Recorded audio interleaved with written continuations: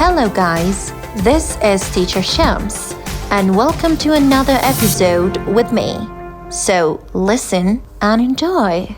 The Velvet Rabbit. There was once a velvet rabbit, and in the beginning he was really splendid. He was fat and bunchy, as a rabbit should be. His coat was spotted brown and white. He had real thread whiskers, and his ears were lined with pink satin. And Christmas morning, when he sat wedged in the top of the boy's stocking with a sprig of holly between his paws, the effect was charming.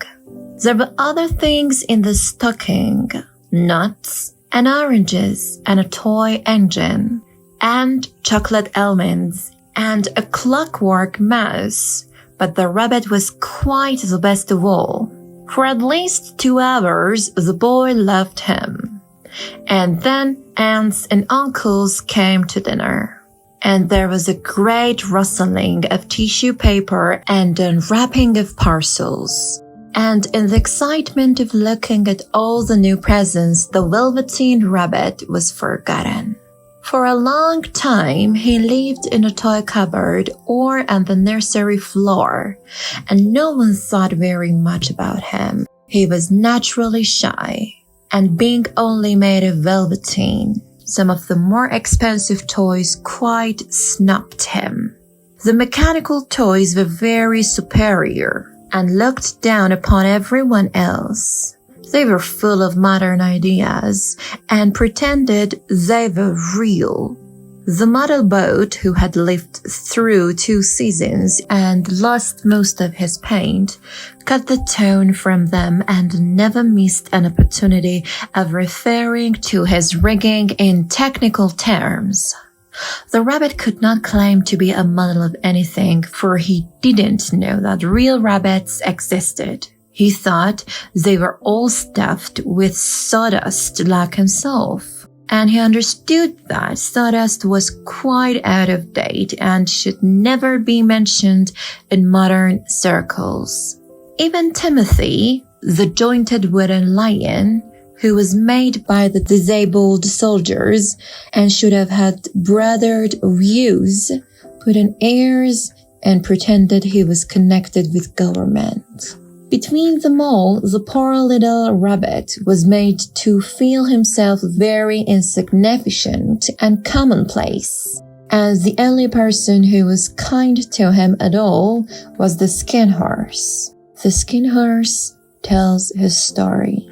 The skin horse had lived longer in the nursery than any of the others. He was so old that his brown coat was bald in patches and showed the seams underneath. And most of the hairs in his tail had been pulled out to string beard necklaces. He was wise, for he had seen a long succession of mechanical toys arrive to boast and swagger, and by break their mainsprings and pass away. And he knew that they were only toys and would never turn into anything else. For nursery magic is very strange and wonderful, and only those playthings that are old and wise and experienced like the skin horse understand all about it. "What is real?" asked the rabbit one day, when they were lying side by side near the nursery fender, before Nana came to tidy the room. "Does it mean having things that buzz inside you and a stick-out handle?" "Real isn't how you are made," said the skin horse. "It's a thing that happens to you when a child loves you for a long, long time, not just to play with, but really loves you. Then you became real." "Does it hurt?" asked the rabbit. "Sometimes," said the skin horse, for he was always truthful. "When you are real, you don't mind being hurt." "Does it happen all at once, like being wound up?" he asked. Or bit by bit? It doesn't happen all at once, said the skin horse. You become. It takes a long time. That's why it doesn't often happen to people who break easily, or have sharp edges, or who have to be carefully kept. Generally, by the time you are real, most of your hair has been lopped off, and your eyes dropped out, and you get loose in the joints and very shabby. But these things don't matter at all, because once you are real, you can't be ugly, except to people who don't understand. I suppose you are real, said the rabbit. And then he wished he had not said it, for he thought the skin horse might be sensitive. But the skin horse only smiled. The boy's uncle made me real, he said. That was a great many years ago. But once you are real, you can't be unreal again. It lasts for always. The rabbit sighed. He thought it would be a long time before this magic called real happened to him. He longed to become real, to know what it felt like, and yet the idea of growing shabby and losing his eyes and whiskers was rather sad. He wished that he could become it without these uncomfortable things happening to him. There was a person called Nana who ruled the nursery. Sometimes she took no notice of the playthings lying about, and sometimes for no reason whatever she went swooping about like a great wind and hustled them away in cupboards. She called this tidying up, and the playthings all hated it, especially the tin ones. The rabbit didn't mind it so much, for wherever he was thrown, he came down soft. One evening, when the boy was going to bed, he couldn't find the china dog that always slept with him. Nana was in a hurry, and it was too much trouble to hunt for china dog at bedtime. So she simply looked about her, and seeing that the toy cupboard door stood open, she made a swoop. "Here," she said. "Take your old bunny. He'll do to sleep with you." And she dragged the rabbit out by one ear and put him into the boy's arms. That night, and for many nights after, the Velveteen rabbit slept in the boy's bed. At first, he found it rather uncomfortable, for the boy hugged him very tight, and sometimes he rolled over on him, and sometimes he pushed him so far under the pillow that the rabbit could scarcely breathe. And he missed, too, those long moonlight hours in the nursery, when all the house was silent and his talks with the skin horse. But very soon he grew to like it, for the boy used to talk to him and made nice tunnels for him under the bedclothes that he said were like the burrows the real rabbits lived in. And they had splendid games together, in whispers. When Nana had gone away to her supper and left the nightlight burning on the mantelpiece, and when the boy dropped off to sleep, the rabbit would snuggle down close under his little warm chin and dream, with the boy's hands clasped close round him all night long. And so time went on. The little rabbit was very happy. So happy that he never noticed how his beautiful velveteen fur was getting shabbier and shabbier, and his tail coming unsewn, and all the pink rubbed off his nose where the boy had kissed him. Spring came, and they had long days in the garden. For wherever the boy went, the rabbit went too. He had rides in the wheelbarrow, and picnics on the grass, and lovely fairy huts built for him under the raspberry cans behind the flower border. And once, when the boy was called away suddenly to go out to tea, the rabbit was left out the lawn until long after dusk. And Nana had to come and look for him with the candle because the boy couldn't go to sleep unless he was there. He was wet through with the dew and quite earthy from diving into the burrows the boy had made for him in the flower bed, and Nana grumbled as she rubbed him off with a corner of her apron. "You must have your old bunny," she said. "Fancy all that fuss for a toy."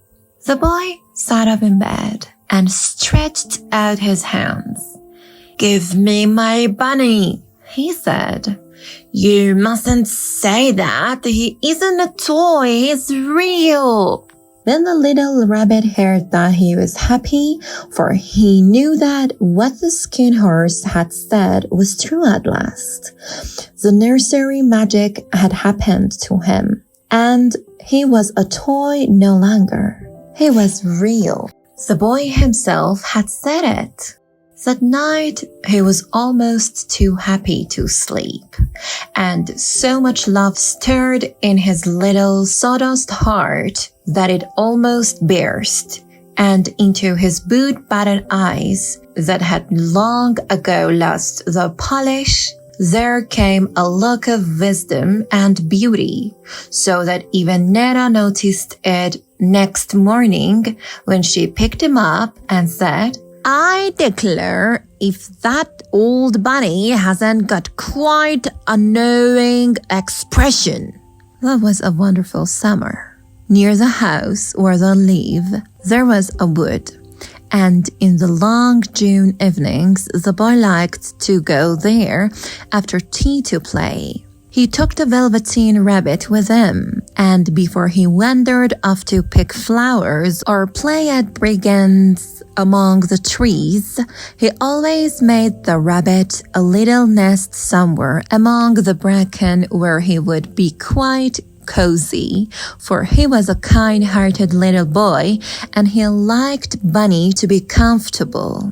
One evening, while the rabbit was lying there alone, watching the ants that ran to and fro between his velvet paws in the grass, he saw two strange beings creep out of the tall bracken near him.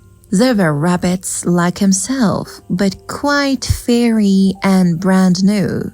They must have been very well made, for their seams didn't show at all, and they changed shape in a queer way when they moved. One minute they were long and thin, and the next minute fat and bunchy, instead of always staying the same like he did. Their feet patted softly on the ground, and they crept quite close to him, twitching their noses, while the rabbit stared hard to see which side the clockwork stuck out, for he knew that people who jumped generally have something to wind them up. But he couldn't see it. They were evidently a new kind of rabbit altogether. They stared at him, and the little rabbit stared back, and all the time their noses twitched. "Why don't you get up and play with us?"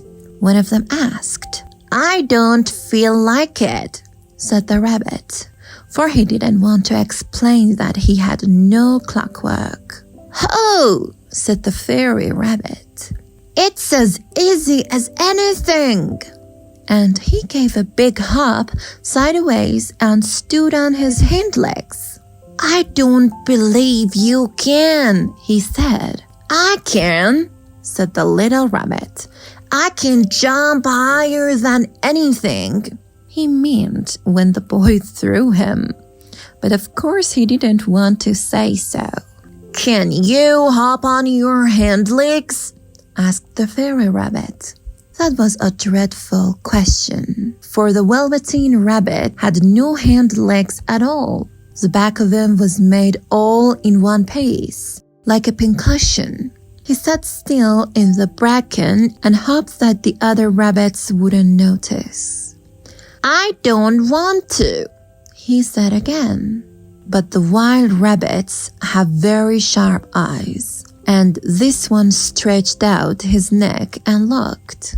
"He hasn't got any hind legs," he called out. "Fancy a rabbit without any hind legs!" And he began to laugh.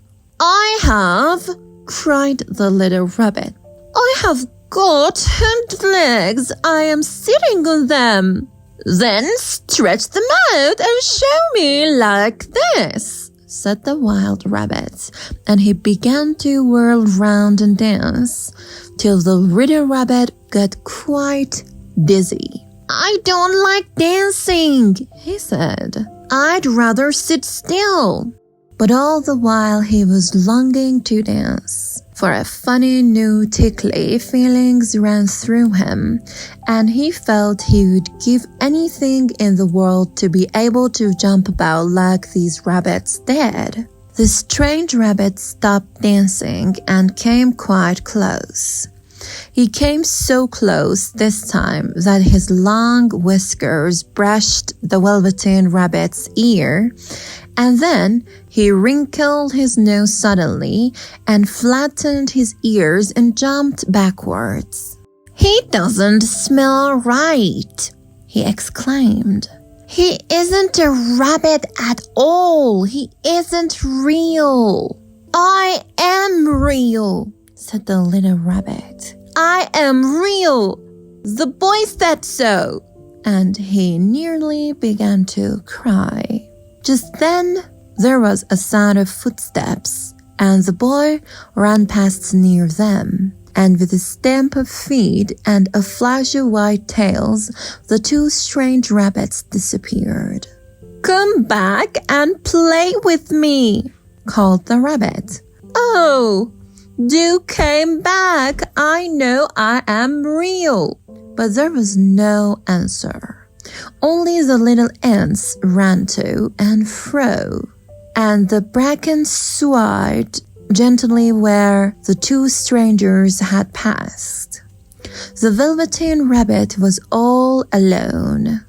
"Oh dear," he thought. "Why did they run away like that? Why couldn't they stop and talk to me?" For a long time, he lay very still, watching the bracken and hoping that they would come back. But they never returned. And presently the sun sank lower, and the little white moths fluttered out, and the boy came and carried him home. Weeks passed, and the little rabbit grew very old and shabby. But the boy loved him just as much. He loved him so hard that he loved all his whiskers off, and the pink lining to his ears turned gray, and his brown spots faded. He even began to lose his shape, and he scarcely looked like a rabbit anymore, except to the boy. To him, he was always beautiful, and that was all that the little rabbit cared about. He didn't mind how he looked to other people, because the nursery magic had made him real. And when you are real, shabbiness doesn't matter. And then, one day, the boy was ill. His face grew very flushed, and he talked in his sleep. And his little body was so hot that it burned the rabbit when he told him close. Strange people came and went in the nursery, and a light burned all night, and through it all the little Velveteen rabbit lay there, hidden from sight under the bedclothes, and he never stirred, for he was afraid that if they found him, someone might take him away, and he knew that the boy needed him. It was a long, weary time. for the boy was too ill to play, and the little rabbit found it rather dull with nothing to do all day long. But he snuggled down patiently and looked forward to the time when the boy should be well again. And they would go out in the garden amongst flowers and the butterflies and play splendid games in the raspberry thicket like they used to. All sorts of delightful things he planned, and while the boy lay half asleep, he crept up close to the pillow and whispered them in his ears. And presently the fever turned, and the boy got better. He was able to sit up in bed and look at picture books, while the little rabbit cuddled close at his side. And one day they let him get up and dress. It was a bright sunny morning, and the windows stood wide open. They had carried the boy out on the balcony, wrapped in the shawl, and the little rabbit lay tangled up among the bedclothes, thinking. The boy was going to the seaside tomorrow. Everything was arranged, and now it only remained to carry out the doctor's orders. They talked about it all, while the little rabbit lay under the bedclothes with just his head peeping out and listened. The room was to be disinfected, and all the books and toys that the boy had played with in bed must be burned. "Hurrah!" said the little rabbit. "Tomorrow we shall go to the seaside." For the boy had often talked of the seaside, and he wanted very much to see the big waves coming in, and the tiny crabs and the sand castles. Just then, Nana caught sight of him. "How about his old bunny?" she asked. "That?" said the doctor. "Why, it's a mass of scarlet fever germs. Burn it at once." "What? Nonsense! Get him a new one. He mustn't have that anymore." And so the little rabbit was put into a sack with the old picture books and a lot of rubbish, and carried out to the end of the garden behind the fowl house. That was a fine place to make a bonfire, only the gardener was too busy just then to attend to it. He had the potatoes to dig and the green peas to gather, but next morning he promised to come quite early and burn the whole lot. That night the boy slept in a different bedroom, and he had a new bunny to sleep with him. It was a splendid bunny, all white plush with real glass eyes. But the boy was too excited to care very much about it. For tomorrow he was going to the seaside, and that in itself was such a wonderful thing that he could think of nothing else. And while the boy was asleep dreaming of the seaside, the little rabbit lay among the old picture books in the corner behind the fowl house, and he felt very lonely. The sack had been left untied, and so by wriggling a bit, he was able to get his head through the opening and look out. He was shivering a little, for he had always been used to sleeping in a proper bed, and by this time his coat had worn so thin and threadbare from hugging that it was no longer any protection to him.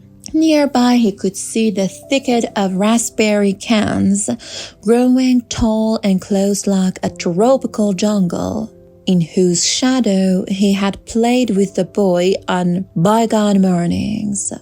He thought of those long sunlit hours in the garden, how happy they were, and a great sadness came over him. He seemed to see them all pass before him, each more beautiful than the other, The fairy huts in the flower bed, the quiet evenings in the wood when he lay in the bracken and the little ants ran over his paws. The wonderful day when he first knew that he was real. He thought of the skin horse, so wise and gentle, and all that he had told him. Of what use was it be loved and lose one's beauty and become real if it all ended like this? And a tear, a real tear, trickled down his little shabby velvet nose and fell to the ground. And then a strange thing happened, for where the tear had fallen, a flower grew out of the ground, a mysterious flower. Not at all like any that grew in the garden. It has slender green leaves, the color of emeralds, and in the center of the leaves, a blossom like a golden cup. It was so beautiful that the little rabbit forgot to cry, and just lay there watching it. And presently the blossom opened, and out of it there stepped a fairy. She was quite the loveliest fairy in the whole world. Her dress was of pearl and dewdrops, and there were flowers round her neck and in her hair, and her face was like the most perfect flower of all. And she came close to the little rabbit and gathered him up in her arms and kissed him on his velveteen nose that was all damp from crying. "Little rabbit," she said, "don't you know who I am?" The rabbit looked up at her, and it seemed to him that he had seen her face before, but he couldn't think where. "I am the nursery magic fairy," she said. "I take care of all the playthings that the children have loved. When they are old and worn out and the children don't need them anymore, then I come and take them away with me and turn them into real." "Wasn't I real before?" asked the little rabbit. "You were real to the boy," the fairy said, "because he loved you. Now you shall be real to everyone." And she held the little rabbit close in her arms and flew with him into the wood. It was light now, for the moon had risen. All the forest was beautiful, and the fronds of the bracken shone like frosted silver. In the open glade between the tree trunks, the wild rabbits danced with their shadows on the velvet grass. But when they saw the fairy, they all stopped dancing and stood round in a ring to stare at her. "I've brought you a new playfellow," the fairy said. "You must be very kind to him and teach him all he needs to know in Rabbitland, for he is going to live with you forever and ever." And she kissed the little rabbit again and put him down on the grass. "Run and play, little rabbit," she said. But the little rabbit sat quite still for a moment and never moved. For when he saw all the wild rabbits dancing around him, he suddenly remembered about his hind legs, and he didn't want them to see that he was made all in one piece. He did not know that when the fairy kissed him the last time she had changed him altogether, and he might have sat there a long time, too shy to move.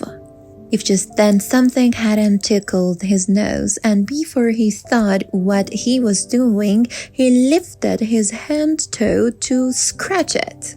And he found that he actually had hind legs. Instead of dingy velveteen, he had brown fur, soft and shiny, his ears twitched by themselves, and his whiskers were so long that they brushed the grass. He gave one leap, and the joy of using those hind legs was so great that he went springing about the turf on them, jumping sideways and whirling around as the others did, and he grew so excited that when at last he didn't stop to look for the fairy, she had gone. She was a real rabbit at last, at home with the other rabbits. Autumn passed and winter, and in the spring, when the days grew warm and sunny, the boy went out to play in the wood behind the house. And while he was playing, 2 rabbits crept out from the bracken and peeped at him. One of them was brown all over, but the other had strange markings under his fur, as though long ago he had been spotted, and the spots still showed through. And about his little soft nose and his round black eyes there was something familiar, so that the boy thought to himself, "Why, he looks just like my old bunny that was lost when I had scarlet fever." But he never knew that it really was his own bunny, come back to look at the child who had first helped him to be real.